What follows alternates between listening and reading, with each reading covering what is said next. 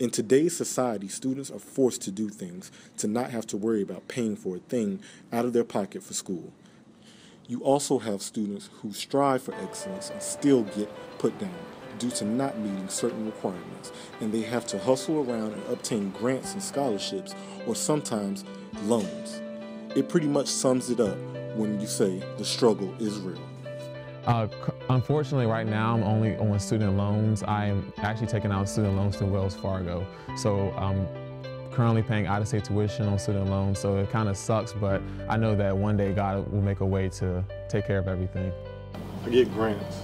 My freshman year when I came in, my senior year of high school, I did the battalion pageant. I got a sponsor to help pay for me to go to school, as well as my mentor cut a check for me to go to school, besides financial aid. For my undergrad, it was completely paid for through scholarships and grants, so I didn't really have to pay for anything out of pocket. Well, with tuition, when it came to like living expenses, that came out of pocket. And it has completely changed for graduate school in the sense that I didn't really receive much scholarships when I came here, and so it's all through loans. And since I came as an out-of-state student, out-of-state tuition is so much more than in-state tuition, and so the first year that was paid through loans, and the second semesters I got in-state tuition or in-state residency, and that was just paid out of pocket.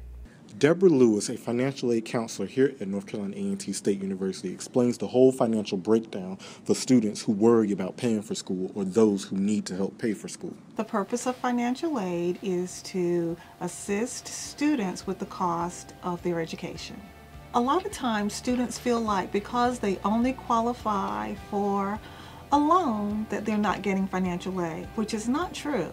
All students that complete a FAFSA get some form of financial aid. Well, based on the statistics that I have heard, 85% of our student body receives some form of financial aid, okay?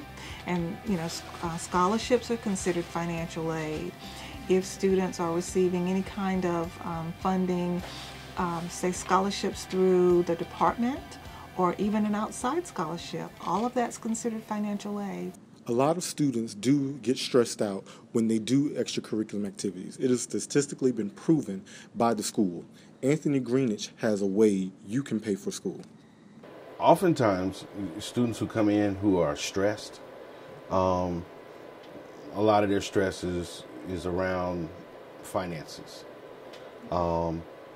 For whatever reason, financial aid, their parents, their own estimation of how much they'd be able to make to use toward their education.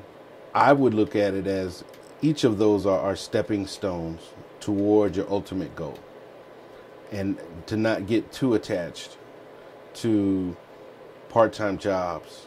I'm not saying don't do well, don't do your best, but they're not designed to work out. If you're an engineering student or a mass communication student and you know that your career is going to be behind the camera or in front of the camera, working at McDonald's is merely a stepping stone to achieving that goal. If I had to counsel a student as to whether to work or not work, I think I would encourage them to not work until you absolutely have to. College isn't like high school. And there's a lot to be said for the learning process that happens outside of the classroom.